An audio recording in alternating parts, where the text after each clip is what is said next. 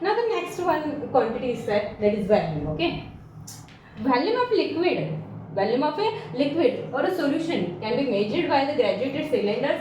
हाँ, अभी 11th standard में तो आप चले ही गए हैं, तो जो लैब होती है आपकी केमिस्ट्री की, तो उसमें क्या किया जाता है, जितने भी एक्सपेरिमेंट्स आप करते हैं उसमें ये चीज़ें आपको देखने को मिलती है, कैसे मेजर किया जाता है वैल्यू।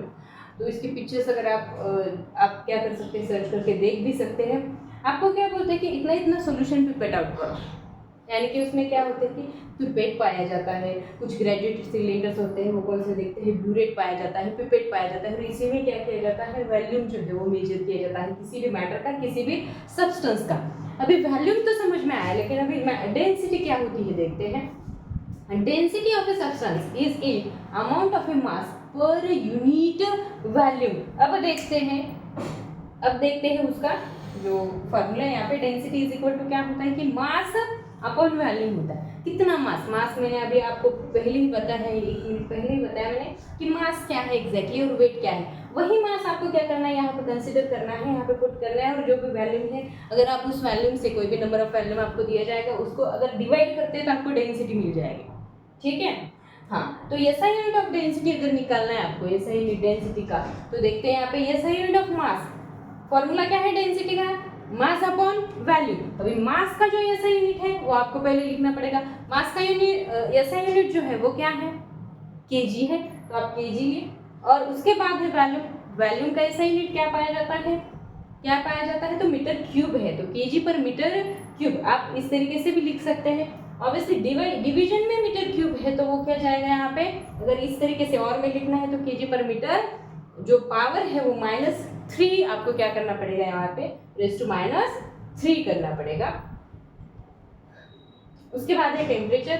अब आप बोलेंगे कि मिस यहाँ पे सिर्फ एक्सप्लेनेशन है, तो इसके ऊपर जो भी एग्जांपल्स डिपेंड है, वो एग्जांपल्स हम क्या करते हैं नेक्स्ट लेक्चर में क्या करेंगे, लेंगे और उसकी प्रैक्टिस करेंगे ऑब्वियसली। अब टेम्परेचर जो है वो टेम्परेचर किस में मेजर किया जाता है, how is it measure? There are 3 common scales to measure the temperature. It is very important.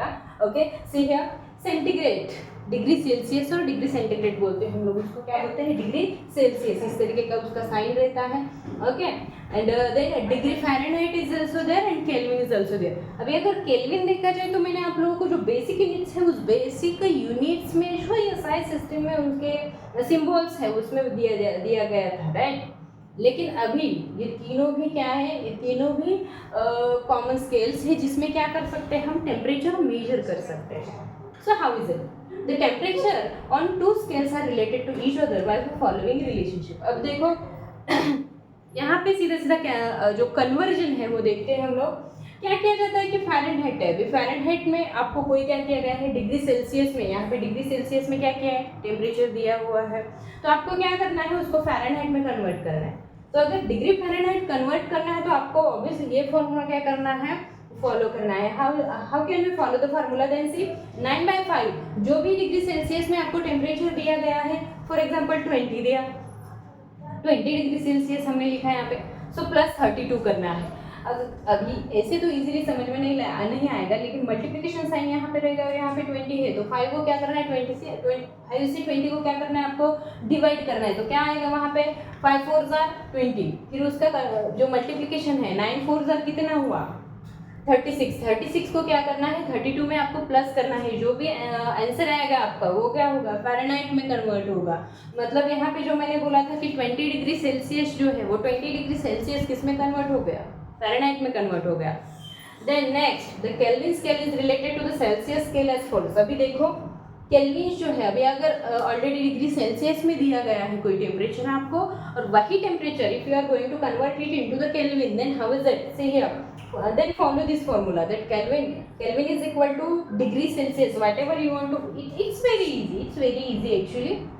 No more calculations are there, only the degree Celsius temperature you should have to put here and then only add them together, then you will get the Kelvin scale temperature. Okay, hi friends, जितना भी हमने lectures लिए थे उसके बाद जो conversion होता है वो कन्वर्जन की प्रॉब्लम सॉल्व करना बहुत सारे बच्चे फेस करते हैं, तो उस प्रॉब्लम की हम प्रैक्टिस यहाँ पे करते हैं, देखते हैं सेपरेटली। देखो प्रॉब्लम क्या है, डेंसिटी ऑफ मर्क्यूरी इज 13.6 ग्राम पर सेंटीमीटर क्यूब। मर्क्यूरी की जो डेंसिटी है वो डेंसिटी क्या की गई है, यहाँ पे दी गई है। अब फाइंड आउट क्या करना है, देखो find out the weight of A 1 litre mercury. 1 litre mercury की वैल्यू वैल्यू नहीं, वेट हमें क्या करना है यहाँ पे फाइंड आउट करना है। तो कैसे करते हैं, पहले तो जो गिवन चीज़ें होती है क्वेश्चन में, वो क्वेश्चन में दी गई गिवन चीज़ें हम यहाँ पे लिखते हैं। क्या दिया गया है यहाँ पे, हमें दिया है डेंसिटी ऑफ मर्क्यूरी, कितना दिया है 13.6 ग्राम पर सेंटीमीटर क्यूब, लिख के देखते हैं। देखो यहाँ पे डेंसिटी दी गई है, क्या डेंसिटी है, डेंसिटी ऑफ Hg मर्क्यूरी क्या है 13.6 ग्राम पर सेंटीमीटर क्यूब दी गई है। ओके, अब इसके बाद क्या फाइंड आउट करना पड़ेगा हमको, ऑब्वियसली हमें क्या करना है यहाँ पे फाइंड आउट क्या करना है, वेट फाइंड आउट करना है। क्या फाइंड आउट करना है, वेट फाइंड आउट करना है। देखते हैं अभी, वेट ऑफ 1 सेंटीमीटर क्यूब, क्या फाइंड आउट करना पड़ेगा, वेट फाइंड आउट करना पड़ेगा। 1 सेंटीमीटर क्यूब कितना है वो 13.6 ग्राम है, ठीक है। उसके बाद क्या फाइंड आउट करना पड़ेगा, फिर से वेट ऑफ 1 ml का फाइंड आउट करते हैं। ये पूरे कन्वर्जन से ऑलरेडी मैंने इसके बारे में आप लोगों को क्या किया है बता दिया है, वो भी कितना होगा 13.6 ग्राम होगा, राइट। कितना है ये 1 ml का वेट दिया गया है, क्या दिया मैंने यहाँ पे 1 ml का वेट। लेकिन देखते हैं हमें क्या करना है, 1 लीटर मर्क्यूरी का वेट फाइंड आउट करना है। कैसे करते हैं देखो आगे, अभी देखो अगर मैं यहाँ पे लिखती हूँ अभी वेट ऑफ 1000 ml, तो क्या आएगा यहाँ पे 13.6 मल्टीप्लाइड बाय व्हाट 1,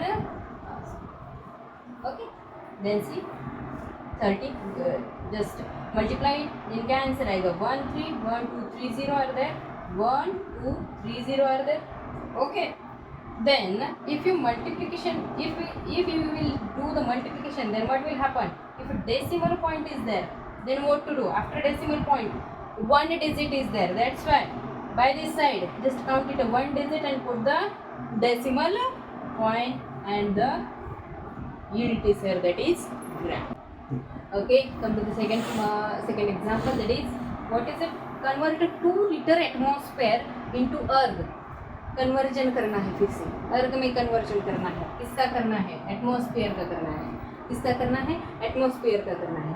चलिए देखते हैं क्या करना पड़ेगा, बहुत सिंपल है। 2 लीटर है यहाँ पे, क्या है 2 लीटर है। अभी पहले तो हमें ये पता होना चाहिए कि 1 जो लीटर होता है इसका कन्वर्जन जो है वो जूल्स में किस तरीके से होता है, 101.3 जूल्स होते हैं। क्या होते हैं 101.3 जूल्स होते हैं। अभी लीटर को क्या करना है, पहले जूल में कन्वर्ट कर लेते हैं। यहाँ पे कितने लीटर दिए गए हैं 2 लीटर दिए गए हैं, यानी कि हमें क्या करना पड़ेगा 2 मल्टीप्लाइड बाय 1 लीटर ऑफ कितने जूल्स होते हैं उसमें 101.3 जूल्स होते हैं। कितने जूल्स होते हैं 101.3 जूल्स होते हैं, ठीक है। इसका कन्वर्जन करते हैं और अभी इसी जूल को हमें क्या करना पड़ेगा अर्ग में कन्वर्ट करना, इसमें कन्वर्ट करना है, अर्ग में कन्वर्ट करना है।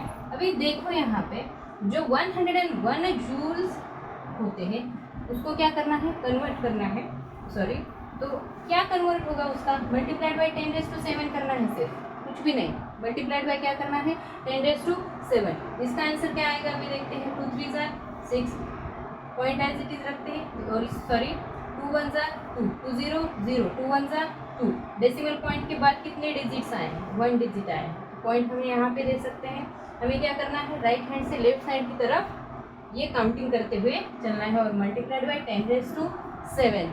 यूनिट क्या आएगा, इसमें कन्वर्जन था हमारा अर्ग में, यूनिट क्या आएगा इसका। Okay, come to the next problem students.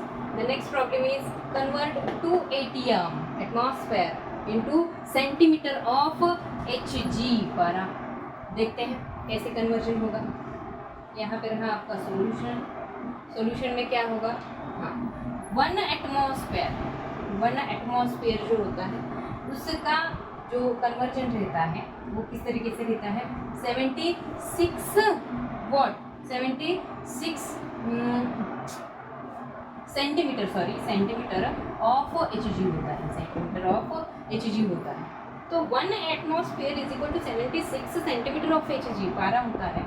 तो हमें क्या कन्वर्ट करना है, 2 एटमॉस्फेयर कन्वर्ट करने हैं, किसमें, सेंटीमीटर्स में। किस तरीके से करेंगे, बहुत सिंपल है, 2 multiplied by 1 atmosphere is equal to 76 centimetre, so multiplied by 76 है, जस्ट मल्टीप्लाई, हाँ 2 6 जा 12 is to 2, ओके 1 कैरी, 2 7 जा 14 plus 1 15 centimetre of Hg, of क्या होगा, मर्क्यूरी होगा 152 सेंटीमीटर ऑफ Hg।